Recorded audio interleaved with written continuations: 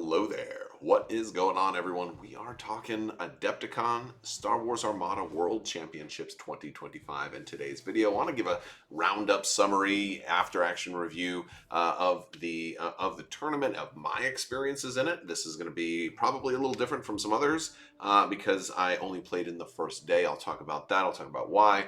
All of these other things. I also want to give a shout out to Jason Hewley as the 2025 champion for Star Wars Armada with his super turny and maneuverable double ISD fleet that went squadronless, by the way.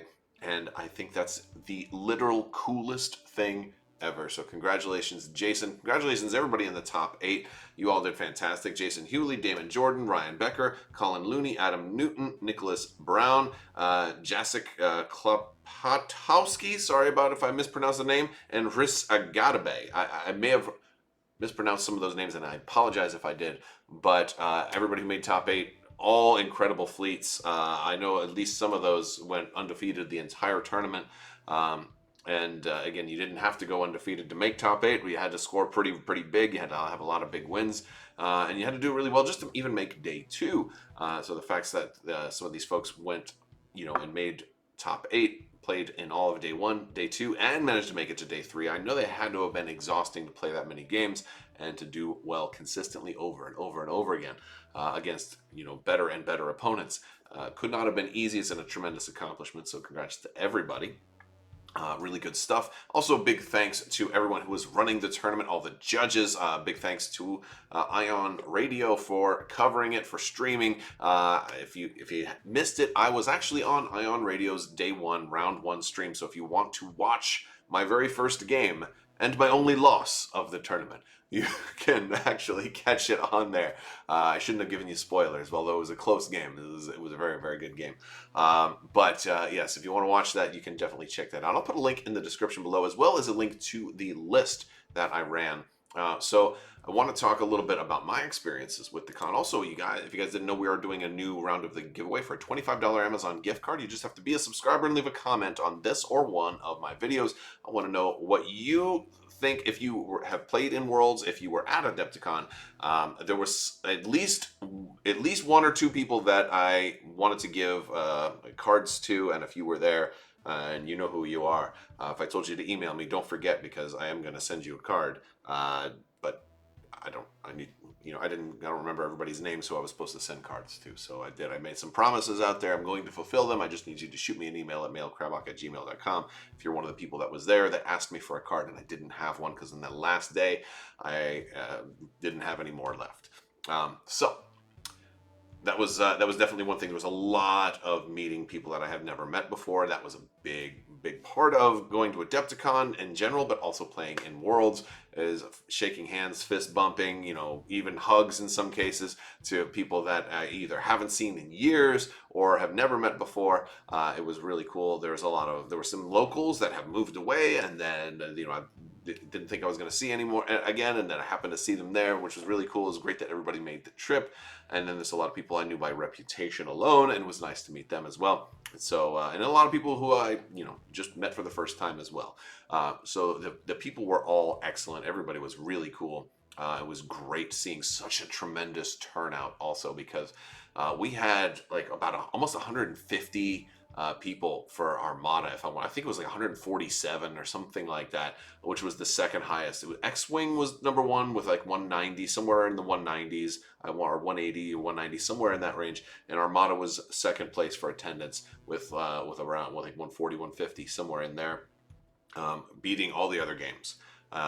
Legion, Shatterpoint, and Marvel Crisis Protocol. So it was really cool to see X-Wing and Armada both show up and do really well. Armada had such a tremendous community show up, and it was fantastic. It was wonderful, and I look forward to doing this again sometime. This would be really, really cool. I'd love to do more events like this, which is, again, really cool. Also, I want to give a shout out to Atomic Mass Games for hosting this. I know they're not the most popular company in the Armada community's eyes.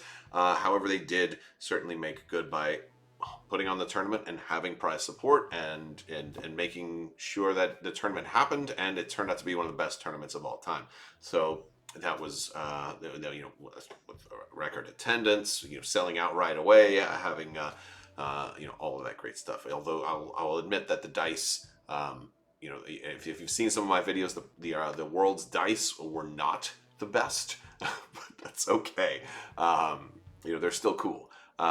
Even though they're a little hard to read. I think I'm going to be doing some painting to them to like make them work a little better. Just dropping some paint into the recesses because you have white ink on white ink, and it's hard to really see white on white. And when you're rolling, everything looks blank.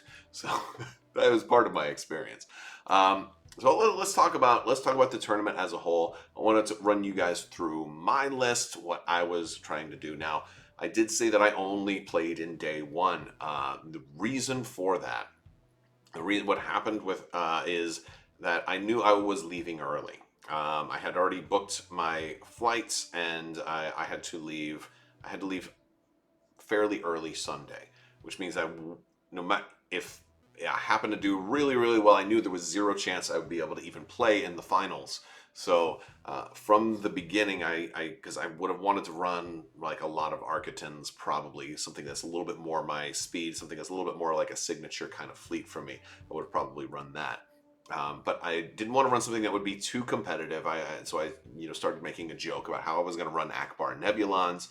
And then I went back and forth, and I tested a few fleets. You've even seen some battle reports of Ackbar Nebulon type fleets, and I ended up making a different version of Ackbar Nebulons without ever play testing it, and then just went in. And so the game you see on Iron Radio is my first time ever actually flying that particular fleet.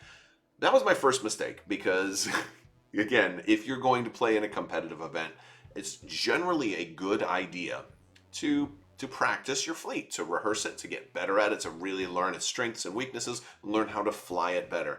I didn't do that as well. Now, I have flown similar fleets, so I won't say I was completely unpracticed, but I was unpracticed with this particular fleet. I think my previous Ackbar Nebulons had like 3 Nebulons, and it only had a few Nebulons and had an MC30 in it, and I changed the fleet. And so this is basically a visual version. If you want to check out, the link to is in the video description below. Where you can check it out.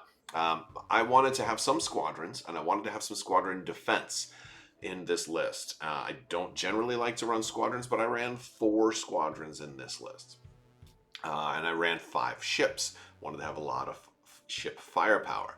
Normally I tend to run, if I'm running like MSU like this is, I tend to run I try to make as many of the small ships identical as I can.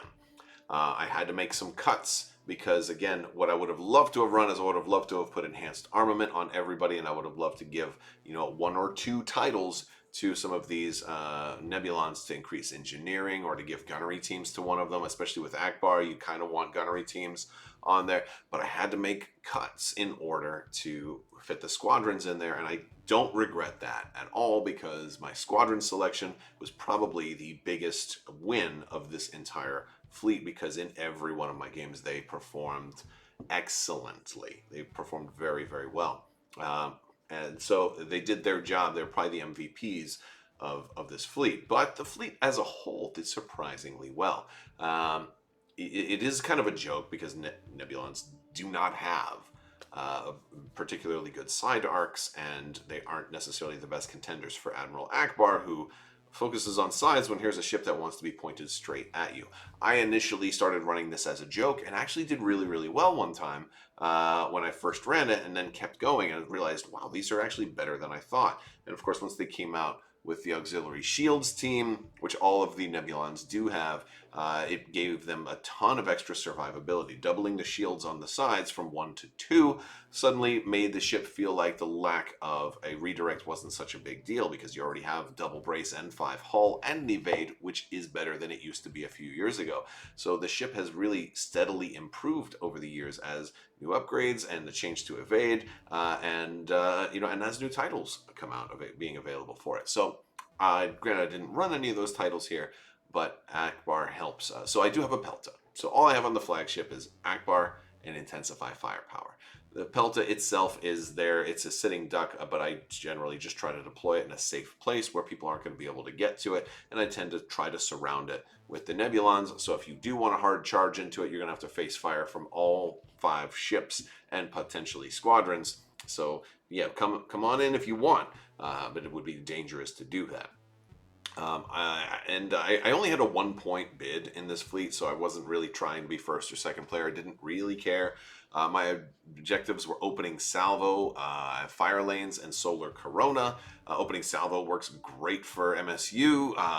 Fire lanes wasn't the, didn't help me a whole lot, but it did tell me where the battle was going to take place and would allow me to kind of position everything, because one of the problems I had with this fleet, and it was really kind of highlighted in my first game, was this number of Nebulons, and trying to fly them close in formation. You run the risk of bumping if you don't have them all positioned correctly. So my thought with fire lanes is that I'd be able to line them up, and ideally I kind of want, if my hand is a fleet basically, and the thumb is the pelta, I kind of all 4 Nebulons to be able to fire on the same target at the same time. That's generally how I run Architons lists, and my thought here is like, look, any ship out there, regardless of what defensive retrofits they have, if they get hit by 5 ships, each potentially double arced. Again, Nebulons have no problem double arcing, and if I can't get you in the double arc, I probably at least have the Ackbar shot on you, and it's going to still have a good shot, and I have intensified firepower to already mitigate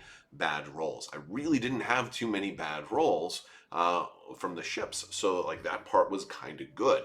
But they weren't massively huge rolls. Again, that's fine. A lot of people, are going to guarantee a brace anyhow, whether it be from a gate or a defensive retrofit. So again, having lots of small rolls is a good way to generally, wear down just about any ship, and that's kind of one of the things that makes this fleet good. If you have them in the front arc, well, that's already the strongest part for a Nebulon. But if they get into the side arc, that's also now just as strong. So it kind of ends up being a ship that doesn't have a single weak side, especially since I buff up the shields. My general way of operating here was first turn I had everybody doing engineering. Well, all of the Nebulons doing engineering. They would they have 3 engineering values, so I'd spend 1 point to transfer 1 from the rear to one side, and I'd spend the other 2 points to buff up the shield on the other side, and that gave me 2 shields on both of my sides. I didn't do this in every game. There was one game where I didn't transfer. I left it on the rear because it was one where I chose Solar Corona. That was, I believe, in round 2, and I didn't know which direction I was going to have to go, so I wanted to keep my rear potentially shielded just in case they tried to flank me. But generally, that's the idea: is engineer first turn, and then nav, and then possibly start concentrating fire depending on what deployment speeds were and what my opponent was doing. Because I wanted these ships to concentrate fire a lot, and that's how it works. So I had 2 Nebulons that had auxiliary shields teams, and then 2 Nebulons that were a little bit more heavily loaded that added enhanced armament, and one of them also threw in Torin Far. So I thought that if I was going to be, flying everybody in formation and close together, Torin Far could benefit, and it happened to be the Nebulon that had painted blue, so I just thought it was appropriate and easy to recognize that the blue Nebulon is the one that gives the blue dice rerolls. And also that benefits all of my squadrons, which all have blue dice against other squadrons and all have counter as well. So Torin Far could do a whole lot of things there. And that ended up being actually had a lot of value added. I ran 2 generic YT 1300s and Jan Ors and an A-Wing. This was one of the best things about this fleet because it's a very minimal amount of squadrons. It didn't slow down my games too much. They were slow, but again, they only had to stay with the fleet, and I didn't have to have the fleet go too fast. The A-Wing kind of made up for the slow speed. In my first game, I shot the A-Wing a little too far ahead, and it ended up dying before it being able to contribute anything. That was definitely a mistake on my part, but the YT 1300s worked extremely well with Jan Ors, allowing them to really tie up squadron balls for the whole game, and it made enemy squadrons almost completely irrelevant in my games. Not completely, but almost completely, because it really reduced their effectiveness tremendously. Because again, they have escort, and I had a couple of them, and accuracies couldn't stop their brace, and they have 7 hull, and they also have counter 1 with rerolls from Torin Far. So every time you shoot them, you're doing 1 or 2 damage tops. They almost never took more than 2 damage. I don't think they ever took more than 2 damage at a time. So you would just spend round after round after round after round trying to kill these things. And in some cases, we were right next to a station, so we could also do some healing on top of all of that.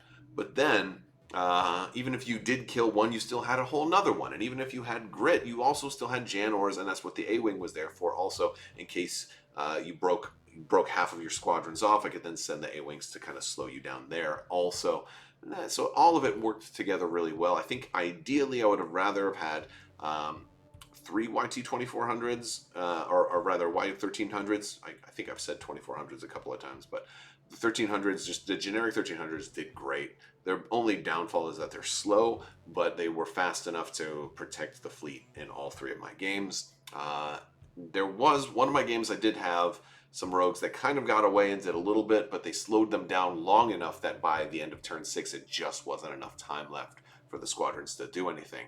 And that's exactly what the squadrons are there for. They're there not to win the squadron game, just to be a big enough speed bump to keep you from actually getting your value from your squadron. So they did wonderful. And if I happened to go up against a squadronless fleet, I would have at least had 4 squadrons that could have thrown dice on your ships. And the A-Wing would have shined a little bit better there. The YTs, maybe not so much. But then, that's a small price to pay for going squadronless against a fleet that has a lot of ships and a lot of anti-ship firepower. So my games went fairly well. I didn't have any bad losses. My first round was only, I still got 4 points. So again, getting out of round 1 with a 4 was not a bad place to be. I could have flown it better. I've gone back and I've rewatched it, and I was going up against a double MC30 list with a gate on the MC30, and we took capture the VIP. Maybe not the smartest choice of objectives for me to choose, but I also, at the beginning of round 1, I knew that I was at Worlds, and I was just kind of overcome with the joy of the whole experience. And I said, you know what? Honestly, I haven't played this one in a very long time. Let's do capture the VIP. I also knew that I wasn't going to make day 2 because I'd already signed up for a Cyberpunk tournament for day 2. So I knew I wasn't going to be able to make day 2. And so part of me was like, I really don't care if I do really well or if I don't do well. But what I'd love to do, I still want to play my best. I don't want to just give somebody a 10-point win, because that defeats the purpose. Why come out to Worlds if you're just not even going to try? I wanted to compete, and I wanted to do my best. I think deployment, I kind of angled my ships in some ways that were slightly suboptimal, and as a result, I wasn't really able to bring all of my ships to bear at the same time on the same ships. So, the first, the Agate MC30, I think was Admonition, ended up, basically I had some shots on it, but they were completely wasted because, again, I wasn't going to be able to stop any of that. Second MC30 I was able to kill, so I did score a big chunk of points. But it kind of ended that way. I lost a Nebulon, and of course I didn't get the VIP, so it was about 100 points difference. So that one ended up being a 4-7. So and I was playing Jared in round 1, and congratulations, Jared, you flew the list well. The funny thing about round 1 is when we were on stream, it was one of those games that if we had one more turn, I probably could have won, because I wasn't going to shoot down an Agate MC30, but I had rammed it. There was some ramming that had happened, and if there was just 2 more rams, which there very well could have been, especially because I was first player, I could have guaranteed at least 1 more right off the bat, and potentially 1 more on top of that. So if there was just one, if there was 1 more turn, I might have been able to do it, because not only would I have killed an MC30 that was also the Agate and the flagship, it was also the capture the VIP holder, so it would have been probably 120 point swing, in my direction, or maybe more than that, probably 130. I don't remember exactly which upgrades were on the ship, but it was significant. So again, if we had 1 more turn. Now the funny thing about that game is, if you're watching the stream, somewhere it got called that we were on turn 5 when we were actually on turn 6. I think it's because after a certain point we started playing much faster, and I think we were jumping from round to round faster than the commentary could keep up with. But it has made me kind of want to go back and really break it down round by round. I'm like, did we actually only play 5 rounds? Because they were so convinced that we had one more round to go. And then we called it and we shook hands. And like, I remember watching the stream again and thinking, wow, that was funny. But yes, so it's but it was a good first game. My round 2, I went up against Sean, and Sean was playing Republic. And this was one of those cases, a lot of bombers with Republic, and there was we had I think 3 ships. We had an Acclimator, we had a Venator, and then a Charger C-70, and a lot of squadrons. This was one of those times where my squadrons did great. His squadrons got a few shots off, but not nearly as many as they would have. My squadrons did a good job of slowing things down, and I lost a few of them. I think I still had one YT-1300 left at the very end, but still not a whole lot of enemy shots from their squadrons. I ended up tabling him. He kind of flew right at me, and I was able to get the Ackbar Slash off with a couple of Nebulon shots. I was able to really take advantage of my ship firepower. And by the game 2, I learned a little bit of my mistakes from game 1 with positioning, and I lined my ships up to be a little bit more efficient, to fly closer together, and I was able to bring more of my guns to bear all on the same ships, and it was good.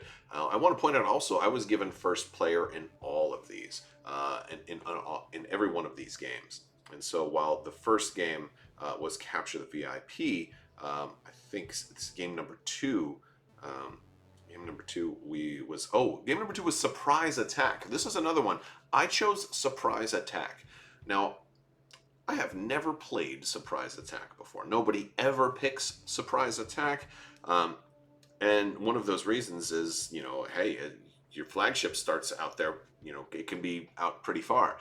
Fortunately, I think Sean made a slight mistake because he put the station a little bit closer on my side, so it made the disadvantage of having my flagship deployed first wasn't really that big of a deal.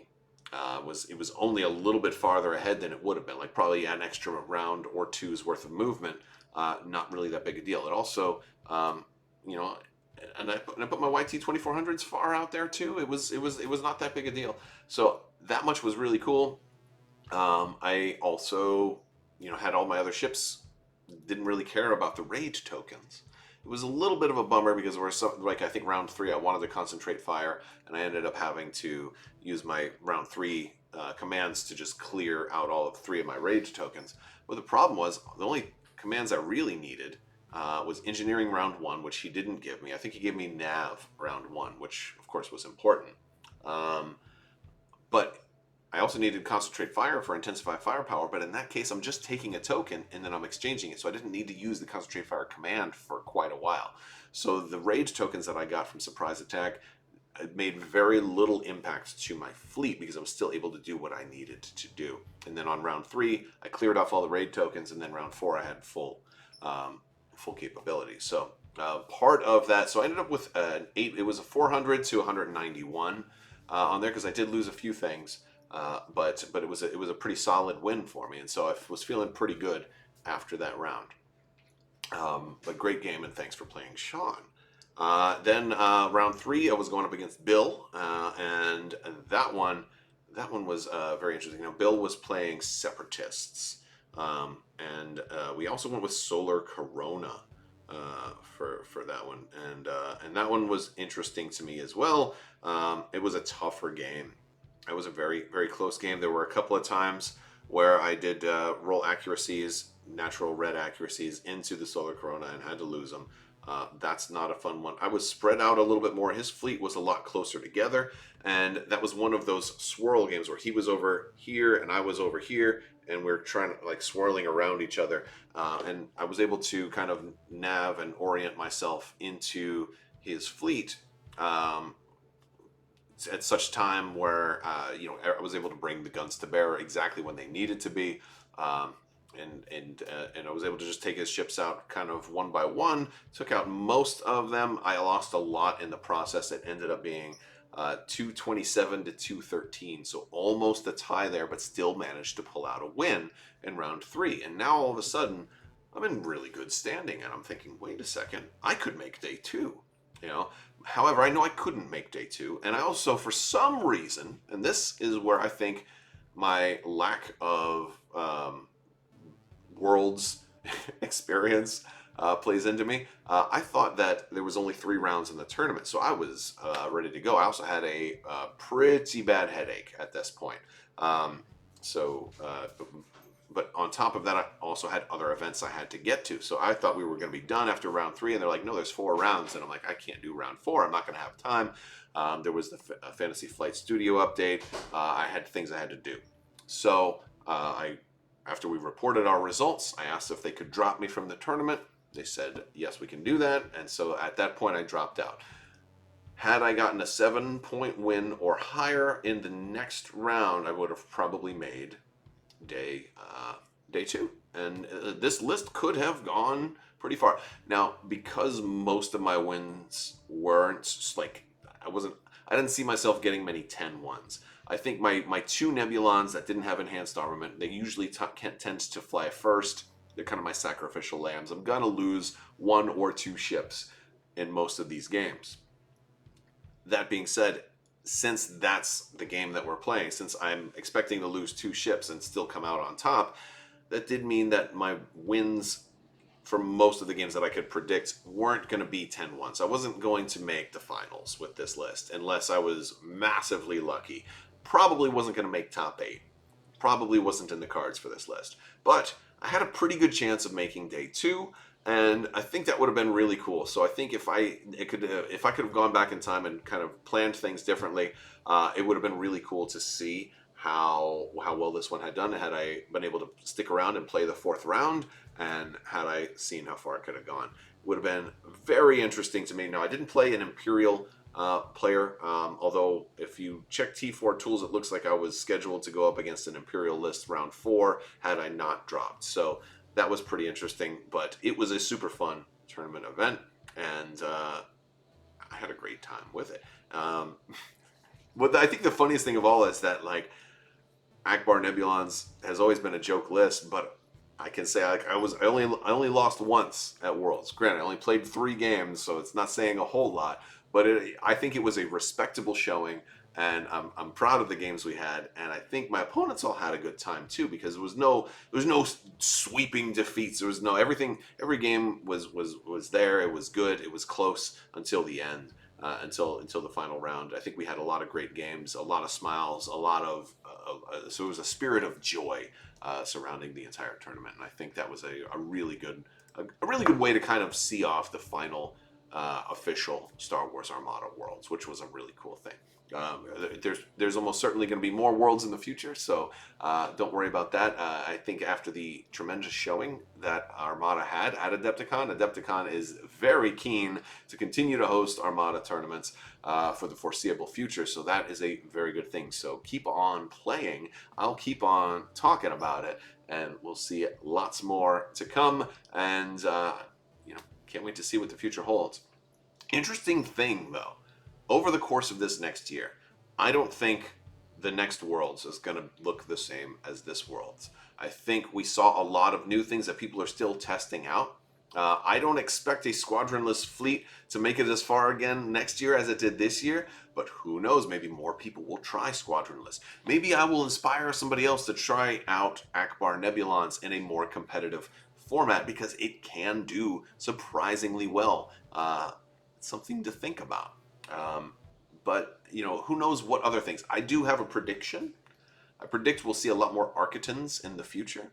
Architons, once tournaments get to the point where they're basically allowing 3D printed ships, which are definitely going to happen. There's all kinds of Etsy shops that have all of these things. I want to run 7 Architons at some point. At least 6, right? I only have 5, so I'll have to find some way to come up with 2 more Architons, whether it's borrowing or an Etsy store or something like that. But once that happens, once we aren't bound by what is available via retail, And of course, I think there's a couple more GTs happening, but basically we're just about in that open clear where where TOs can say, yes, 3D printed stuff is probably going to be fine as long as it's within reason, as long as it's obviously, don't run an Architans that looks like a Star Destroyer and then confuse your opponent and things like that. Don't be a jerk generally. But yeah, once we can do that, I wouldn't be surprised if we see, once we're not bound by the things that are there, if we see some big changes to the existing. Because again, this whole new rule set we just got, all of these new points adjustments we just got, I don't think there's been enough time to really flush them out completely just yet. One thing for sure, there were a lot more Separatist players. A little bit low, a little bit lighter on the Republic. I think the Empire had the most, and Empire and Rebels both typically had a really strong showing.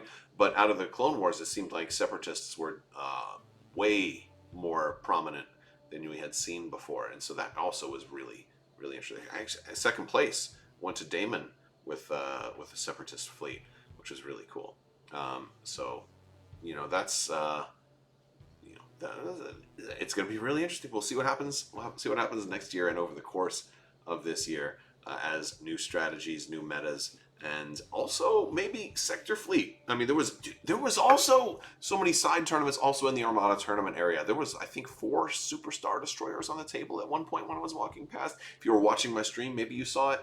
What a cool and great event it was, and what a privilege it is to be part of this excellent community. I want to thank you guys so much for watching. May the Force be with you. Live long and prosper. Be excellent to each other. Party on, dudes. So say we all. And always wash your socks.